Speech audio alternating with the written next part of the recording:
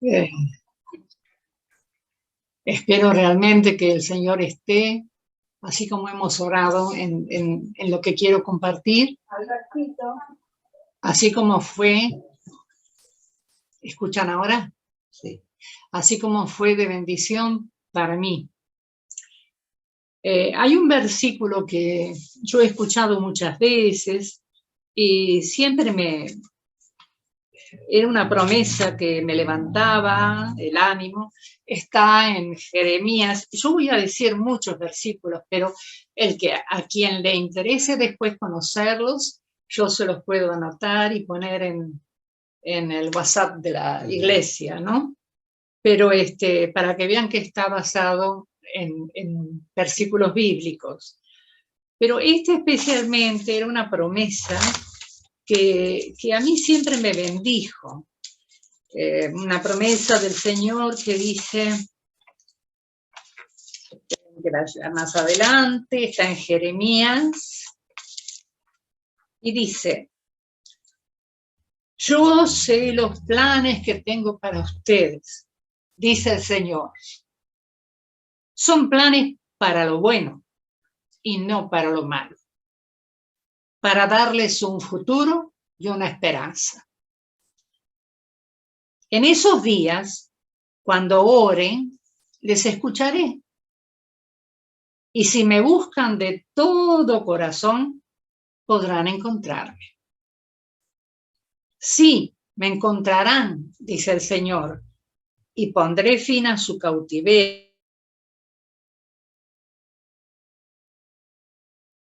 ¿Qué dice pondré fin a su cautiverio?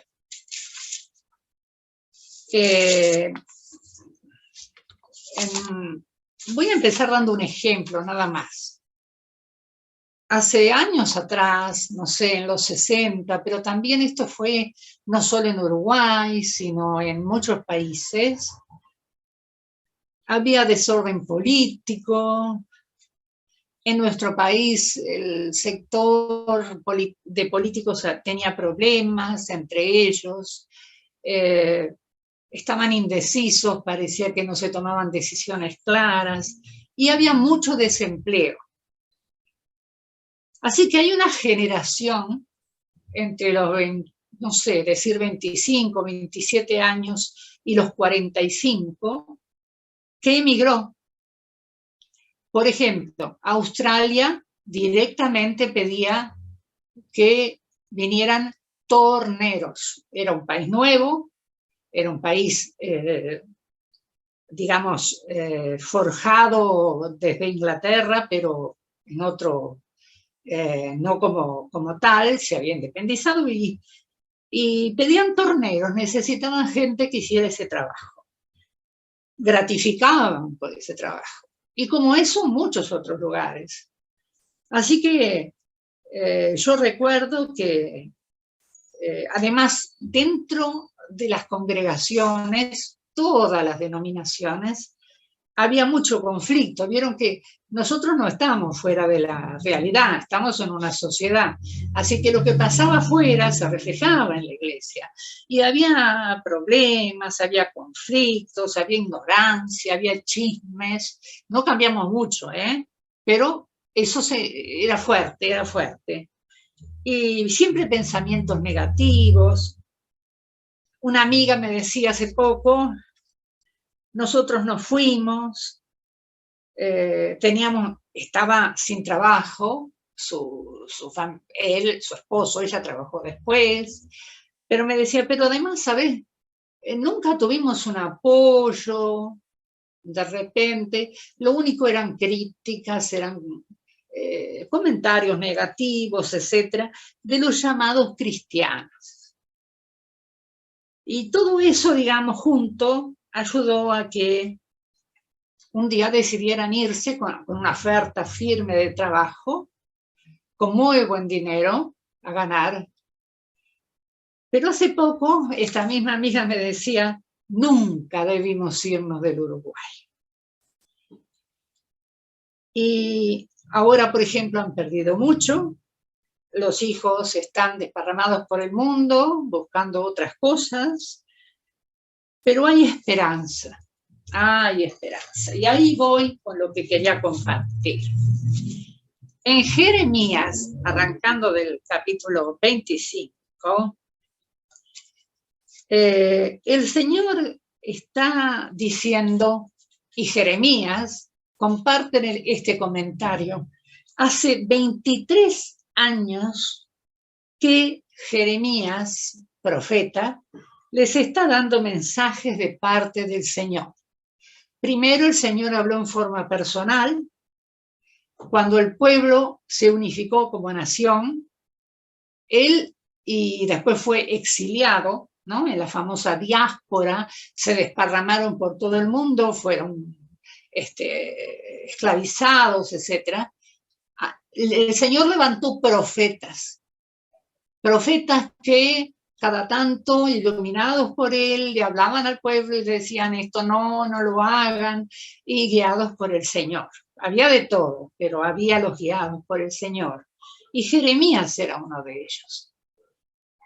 En el capítulo 25, lo dejo así, no voy a nombrar más citas, de Jeremías, el Señor está hablando y le dice a Jeremías, mira, hace 23 años, tú estás dando los mensajes que yo te digo que des. Y evidentemente no te hacen caso. Están en otra completamente. Es más, va a venir un castigo más adelante el Señor lo dice, yo diría que con mucha delicadeza, le dice al pueblo, miren, ustedes son mis hijos amados, pero yo los disciplinaré, pero con justicia, pero no pueden quedarse sin castigo. Y pasa a citar las cosas que estas personas llegaron a hacer imitando a los pueblos que estaban a su alrededor. Por ejemplo, les dice, ustedes edificaron santuarios paganos a Baal. Baal no es un solo dios, un poco es el nombre que se le daba en las generales así a los dioses paganos. Le dice, edificaron santuarios paganos a Baal en el valle de Ben Hinnom y allí sacrifican a sus hijos e hijas a Moloch. Jamás ordené un acto tan horrendo. Ni siquiera me pasó por la mente ordenarle semejante cosa. Qué maldad tan increíble la que hizo que Judá pecara tanto. Moloch se representaba en la antigüedad, hay algunas figuras, como un dios tipo, vieron los budas gorditos, bajos, pero con un vientre abierto, en donde se prendía un fuego, y justamente una de las cosas que se hacía era echar niños ahí. Y muchas veces vivos. Así que a tanto había llegado el pueblo, y todavía el Señor es tan bueno que les dice, bueno, ustedes son mis amores, ustedes son los que yo quiero, pero el castigo tiene que venir, por favor, no puedo permitir esto. Y bueno, entonces él dice, lo que va a venir, le anuncia a través de Jeremías, es, yo voy a hacer que venga el rey, que era Nabucodonosor, desde el 605 antes de Cristo, o sea, 600 años antes que Cristo viniera, y los lleve cautivos por 70 años.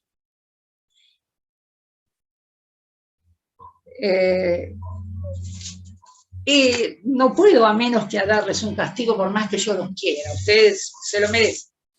¿tá? Pero le hace decir a Jeremías, mira, esto dice el Señor de los ejércitos celestiales, Dios de Israel, a los cautivos que él desterró, no fue Nabucodonosor, que él desterró de Jerusalén a Babilonia.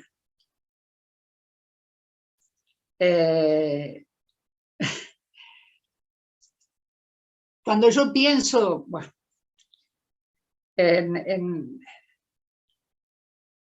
ni siquiera les está diciendo algo negativo, les dice, estoy en el capítulo 29, les dice, cuando lleguen a Babilonia, a donde les toque ir, a la ciudad donde lo lleven, ustedes, miren lo que les dice, edifiquen casas, hagan planes para quedarse, planten huertos, coman del fruto que produzcan, cásense, tengan hijos y luego encuentren esposos y esposas para ellos, para que tengan muchos nietos. Multiplíquense, no disminuyan. Había todo un porqué detrás de esa orden del Señor. Y trabajen por la paz y por la prosperidad de la ciudad donde yo los envié al destierro.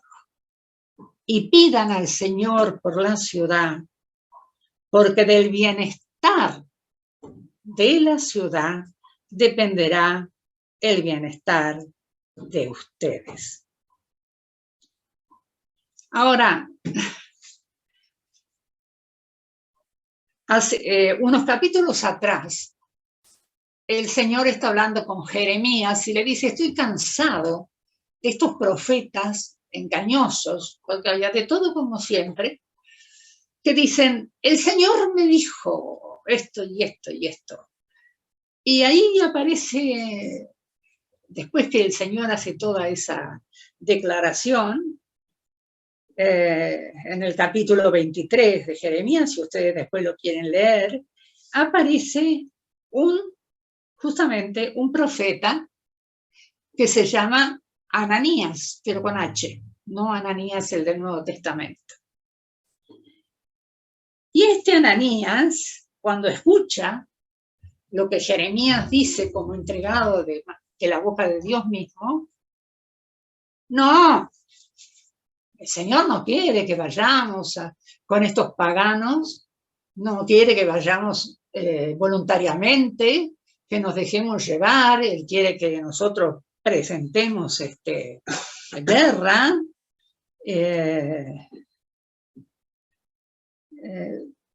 Lo dice el Señor.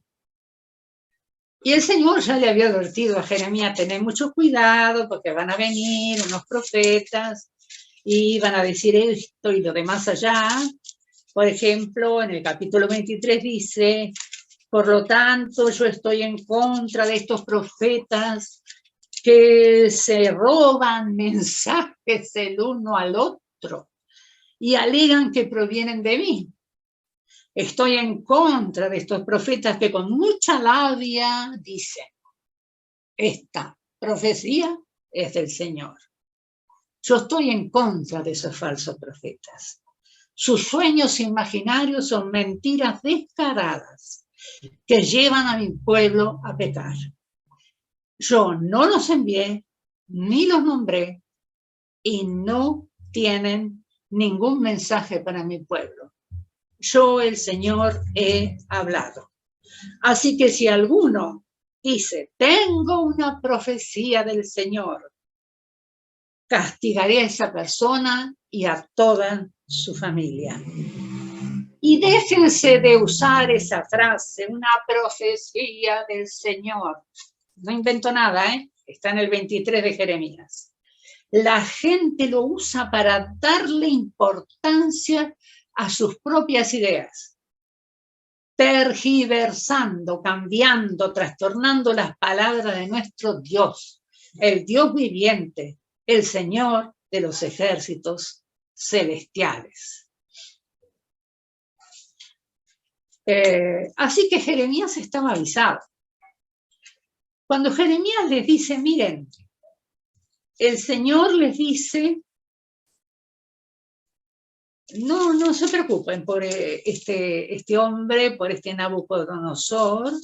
Por supuesto, ustedes se han alejado totalmente de mí, han pecado muy gordo, y yo tengo que darles un castigo. Pero recuerden, les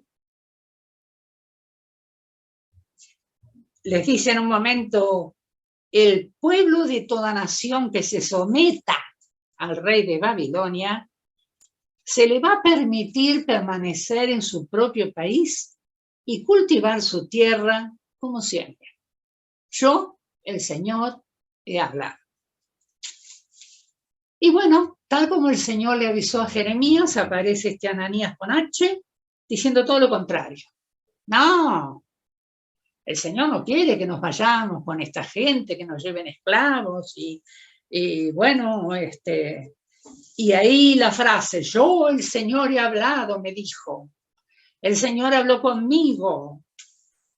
Cada uno tome esto e interprételo para su lado, también pensando en quién escucha, ¿no? Y él le dijo, bueno, le dice Jeremías, los profetas antiguos que nos precedieron hablaron en contra de muchas naciones. Advirtieron siempre llegada de guerra, de desastre, de enfermedad. Así que el profeta que predice paz debe demostrar que está en lo correcto. Y solamente si se cumplen sus predicciones, se cumplirán, entonces podremos saber que el Señor lo ha enviado. Y Ananías volvió a decir, no, es que esto dice el Señor. Y así como le había dicho el Señor que iba a castigar a esos falsos profetas, Ananías y su familia son castigados.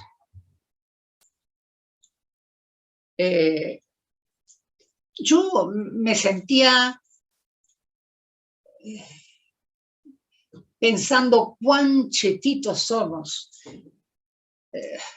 La mirada de Dios iba siglos más adelante.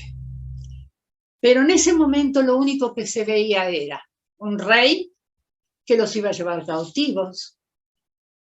Y entendían más el concepto de este Ananías, de este profeta falso, que cuando les decía Jeremías, dice el Señor, edifiquen casas, quédense tranquilos allá en Babilonia, hagan planes para quedarse, planten huertos, cásense, insisten en eso, tengan hijos, encuentren esposos y esposas para sus nietos, ya está garantizando 2 generaciones de paz. Y después multiplíquense y no disminuyan, por algo se lo dice.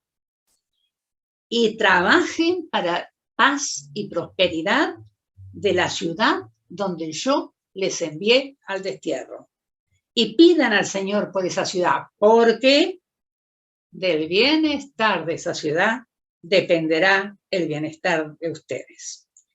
Y no permitan que los engañen los profetas y los adivinos que estarán entre ustedes en la tierra de Babilonia. No presten atención a sus sueños, porque les dicen mentiras en mi nombre. Yo no los envié, dice el Señor. Y permanecerán en Babilonia durante 70 años. Y luego vendré y cumpliré todas las cosas buenas que les prometí. Y los llevaré de regreso a casa. Porque yo sé los planes que tengo para ustedes. Ustedes no entienden nada. No saben leer mi plan. Pero yo les garantizo que son planes para lo bueno y no para lo malo. Y en esos días, cuando oren, les escucharé. Y si me buscan de todo corazón, podrán encontrarme. Sí, me encontrarán, dice el Señor, y pondré fin a su cautiverio y restableceré su bienestar. Muy bien.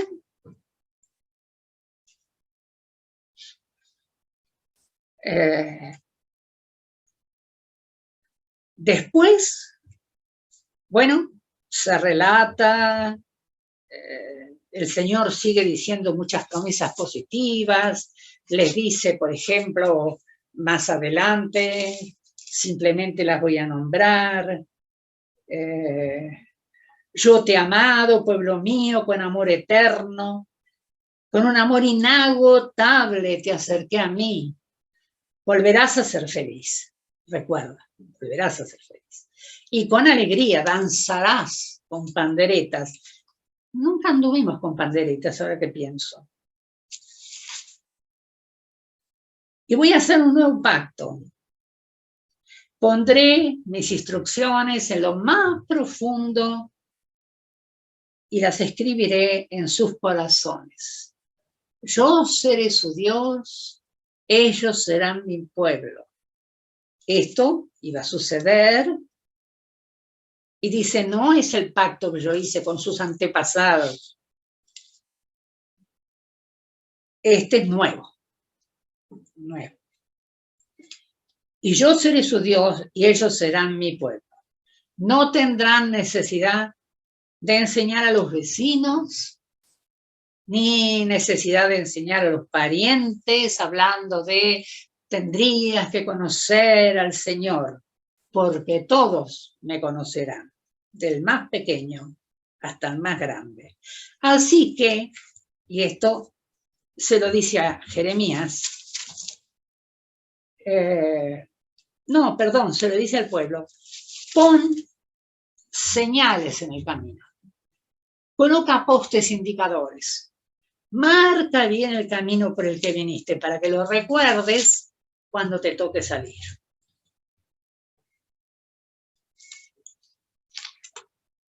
Y el pueblo, muchos del pueblo, se fueron y Nabucodonosor los llevó como prisioneros. Ahora, el Señor tenía un plan muy a largo plazo. Ellos iban a aprender muchísimo del Señor por las diferentes experiencias. Por algo el Señor les decía multiplíquense, crezcan, que sean un pueblo grande, etcétera, etcétera, etcétera.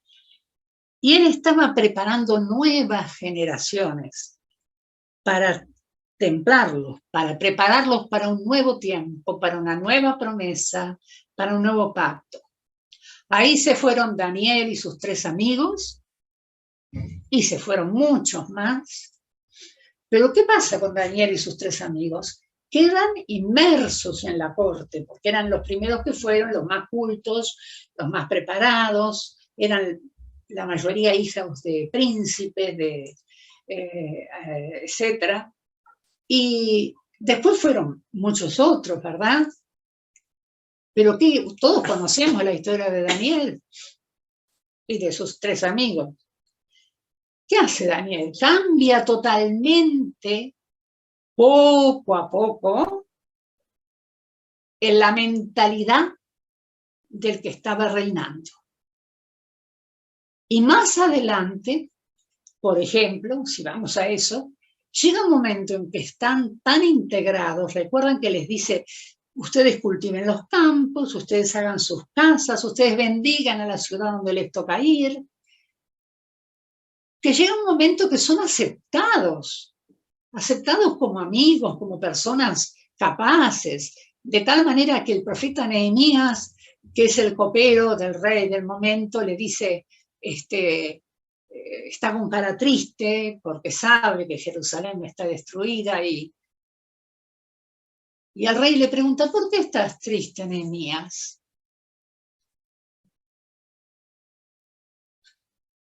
Y él le dice, bueno, porque en mi tierra, en mi pueblo, hay muros destruidos, no hay gente dentro de ellos, Y el rey, con una comprensión absoluta, le dice, pero por favor, yo te doy un salvaconducto, yo te digo que puedes cruzar todo mi reino tranquilamente, llévate a la gente que necesites y reedifica el muro que tú dices que está caído. Así que poco a poco, el pueblo de Israel, que realmente obedeció y se fue y no quiso oponerse a Nabucodonosor, como le sugerían los profetas mentirosos, fue bendecido. Bendijo donde estaba, como el Señor pidió, bendigan la ciudad que los recibe, bendijo el entorno con su testimonio, con su forma de vida, cambió muchísimas cosas. Y todas esas generaciones que se multiplicaron, hicieron de Israel, hicieron de todos ellos un pueblo mucho más grande. El Señor dice, sin embargo, y acá termino, llegará el día en que les sanaré las heridas de Jerusalén, les daré prosperidad y verdadera paz. Restableceré el bienestar de Judá e Israel y reconstruiré sus ciudades. Los limpiaré de sus pecados contra mí y perdonaré todos sus pecados de rebelión. Yo empecé a leer el versículo que lo tengo marcado y me gusta mucho, es una promesa que me ha dado mucha fuerza, que es la que dice, cuando el Señor habla y le dice, yo sé los planes que tengo para ustedes. Me he agarrado de ahí. Y son planes para lo bueno y no para lo malo. Jamás viene lo malo del Señor, jamás. A veces tenemos muy mezcladas algunas cosas, no sé, no creo que nosotros, no creo que nuestra congregación, pero he escuchado personas que a través de los años han mezclado ese concepto de Dios castiga, eso le pasó porque se alejó del Señor, o tal enfermedad es porque no estaba en paz con Dios y había algún pecado oculto. Y se mantiene esa mentalidad. El ser humano, lo que agarra lo transforma, pero nunca para mucho bien. Porque yo sé. Cuando Dios dice yo sé, punto final. No se dice más nada. Los planes que tengo para ustedes, dice el Señor. Y son planes para lo bueno y no para lo malo. Para darles un futuro y una esperanza. Y en esos días, cuando oren, les escucharé. Y si me buscan de todo corazón, podrán encontrarme. Yo he leído ese versículo muchas veces. Lo tengo marcado, lo uso como un escudo en mis momentos de bajón o de, no sé, de duda. Duda porque, digo, tantas cosas pasan que nosotros no entendemos, ni siquiera hablo del COVID, digo, de todo. Y están los que van y dicen, sí, esto está profetizado, etcétera, como la Unión Europea, los famosos países que se juntaron, primero 10, que al final no fueron 10, fueron muchos más. Entonces digo, enseguida hay que buscarle una respuesta bíblica, y el hombre es tonto, totalmente tonto, el ser humano me refiero, ¿no? Somos tontos. Necesitamos enseguida responder, arreglar, resolver. Y la fe no es eso. La fe es saber que Él tiene planes de bien para nosotros, punto. Aunque no los entienda. Pero en nuestra pequeñez no vemos muy lejos. El Señor de los cielos y de la tierra sabe por qué permite esas cosas. Cuando Él le dice esto, por supuesto el pueblo le dice a Jeremías que está loco y todo lo demás. Están los que sí y están los que no. Pero con el correr, yo leí este versículo y un día dije, pero a ver, vamos a leer bien el contexto. Y entonces uno va viendo cómo Dios por algo les dice multiplíquense. Por algo les dice crezcan, por algo dice bendigan las ciudades. ¿Qué hicieron Daniel y los demás? Más adelante, bendijeron de todas las maneras posibles. No hubo rebelión, hubo apoyo, hubo un buen consejo, hubo una actitud y justamente eran nuevas generaciones. Nuevas generaciones que vieron el poder de Dios actuar en una forma tremenda. Por eso quería compartir esto.